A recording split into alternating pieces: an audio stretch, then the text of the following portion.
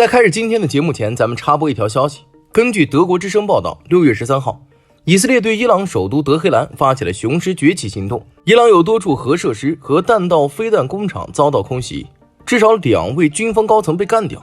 以色列称行动将持续多日，约有200架战斗机参与了行动，包括 F-351、F-15E 等战机，袭击了伊朗境内100多个目标。美联社指出，这可能是伊朗自从2·1战争后遇到最大的袭击。以色列安全部门消息人士称，在大规模攻击发生之前，摩萨德情报机构的特种部队就已部署在伊朗伊斯兰共和国境内。以色列情报机构和军方针对伊朗战略飞弹防御系统进行了一系列秘密行动。以军方参谋长萨米尔说，已召集数万名士兵在所有边境地区做好准备。伊朗塔斯尼姆通讯社在14号公布了记录 F-35的照片，但以色列未给予回应。好了，接下来咱们进入今天的主题，解析蛛网行动。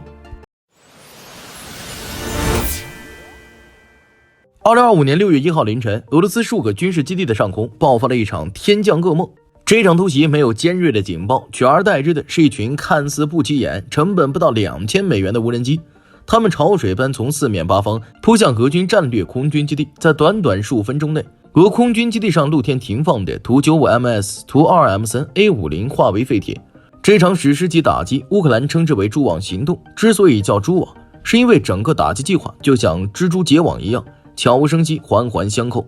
乌克兰是如何运用这些无人机来编织这张大网的呢？今天咱们就来详细聊聊乌克兰究竟是如何把无人机玩出花的。2025年5月末，俄罗斯空天军一边在顿涅茨克集群增兵，一边调动图 95MS 战略轰炸机群，试图再次对乌克兰纵深进行高强度巡航导弹打击。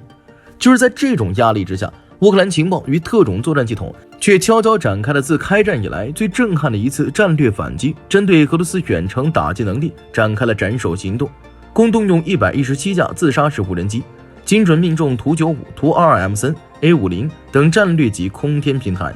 打击目标数量高达41架，涉及战机价值超过70亿美元。这是一次18个月的超长期潜伏，一张精密编织、深入骨髓的杀戮蛛网。俄罗斯的领土人口密度低，相对薄弱的基础设施为乌军在其腹地开展秘密渗透行动提供了有利条件，其分散部署的军事基地、机场等关键基础设施极易成为攻击对象。乌克兰方面已多次成功实施此类纵深打击，想要有效防护这些目标，就需要投入巨大的资源和人力。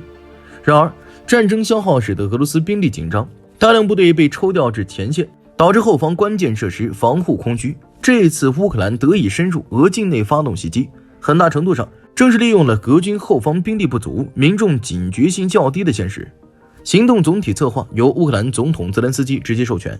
国家安全局局长瓦西里·马柳克亲自监督，组织历时1年6个月09天，保密程度极高，情报来源、技术准备、敌后布点、远程操控，每一环都经过精确计算。首先，乌克兰情报人员根据各种公开与非公开情报，确认了俄罗斯图 95MS、图160等战略轰炸机的部署位置，最终锁定了5个俄罗斯核心战略空军基地。因为当年签订的 START 条约和 New START 这2个条约，具体条约内容受制于篇幅，咱们就不展开说了。只要知道，因为这2条约，俄罗斯方面一直有着露天停放展示自己战略力量的习惯，机场内露天停放着大量的轰炸机、战斗机以及运输机，甚至连油料罐和弹药也是露天堆放的，这也给了这次行动可乘之机。乌克兰情报人员没有使用导弹系统，也没有出动空军，而是将无人机拆解为模块，以货运通道为载，逐步渗透至俄境腹地。这些无人机零件藏在木质车底、物流仓库、集装箱底层，由俄本地卡车司机通过物流渠道毫无察觉地完成内投式部署。更讽刺的是，部分运输路线甚至正好是俄罗斯用来补给前线的后勤车队。乌克兰方面的特工仅对其路径与时间进行判断，就能方便地搭顺风车，一举多得。行动持续筹备18个月，犹如水滴穿石一样，将数百架 FPV 无人机零件逐步渗透进俄罗斯纵深。乌克兰安全局在车里亚宾斯克租下了一个集装箱仓库，那里正是各个遇袭基地的中间位置，就在俄联邦安全局分部的隔壁。这群乌特工小组的任务就是在无人机的分解零件运输进来后进行组装，接着在行动前，所有组装完成的无人机均保持无线电静默，不开启定位，不发送信号，形同休眠炸弹一样潜伏下去，直到计划发起时，所有运输无人机的卡车沉默出发，前往各自的目标地点。这里值得一提的是，运输用的货车都是经过专门改装的，外观与普通货车没有区别，但是在卡车内设有暗格，安装有潜艇式垂直发射装置，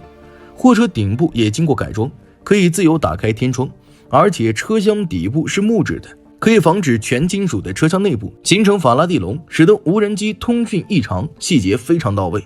卡车在抵达指定位置后，内部无线控制装置启动，乌克兰军方再通过星链终端下达统一唤醒指令，这些被重新组装好运输到基地附近的所有无人机同步起飞，低空接近目标。这些无人机普遍使用竞速型4旋翼频，速度在150到180公里每小时之间，飞行高度常年低于100米，几乎贴地滑行。它们配备小型 AI 图像识别系统，可自动识别图95、图 22M3 等机型的关键轮廓，如引擎喷口、垂尾结构、机翼挂点、航电舱等位置，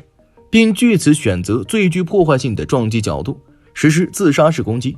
而且这些无人机全部都额外加装了磁铁，图 95MS 和图160机身结构点和发动机引擎全部都是含大量钢铁的，也就是这些无人机可以通过磁铁吸附上去。他们安装的爆炸装药，有消息说是以 C4 类塑料炸药为主，也有人分析是炸药与铝热剂的混合物。这种炸药燃爆效果却极强，可以引燃轰炸机铝制机身，通过持续燃烧加剧机体损毁。从后续现场轰炸机被烧成焦痕的照片来看，这种炸药组成方式是可能性较大。不过可以肯定的是，所有的炸药都是插好雷管后运输的，这种方式无疑是很危险的。在俄罗斯阿穆尔州的乌克兰卡空军基地附近就有发生自爆的车厢，极有可能是在运输途中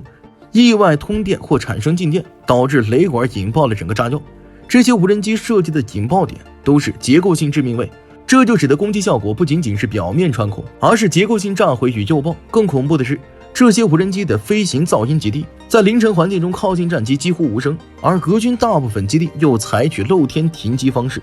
导致战机像排队晒太阳一样站在跑道上，成了天赐僵尸靶。传统俄军防空系统如 S400、铠甲 S1， 虽然对战术导弹与高特征目标反应灵敏，但对这种小而慢、贴地爬行的低特征目标探测力极弱。再加上 AI 协同攻击与星链的抗干扰能力，导致俄防空反应周期几乎为零。现场视频显示，几乎无一拦截成功。这些无人机如同幽灵一般，从森林间爬出，掠过铁轨、田地、仓库、村庄，最终钻进战略基地心。每一次爆炸都是一场几千年军备积累的泯灭，而蛛网带来的不只是战术战果，更是对俄罗斯战略安全心理的精准冲击。图 95MS 和图160是俄罗斯战略核威慑的重要支撑，搭载 KH-101远程核巡航导弹，作为核三位一体中唯一具备空中可见意志表达能力的平台，其存在意义远不止于打击，而是作为威慑信号器。轰炸机起飞在核博弈里往往意味着政治宣示，具备极强的可控升级与对等回应功能。但现在这种灵活威慑手段被一群无人机一锅端。图95早在1992年就停产，图 22M3 早已是冷战遗产。图160虽然2015年重启小批量生产，但核心元件与生产线依然依赖苏联遗产与乌克兰供应链，一旦战损，其补充速度极为缓慢，甚至无法替代。而 A50预警机作为空中指挥与远程感知枢纽，其摧毁更是直接打残俄军空中 C4ISR 体系。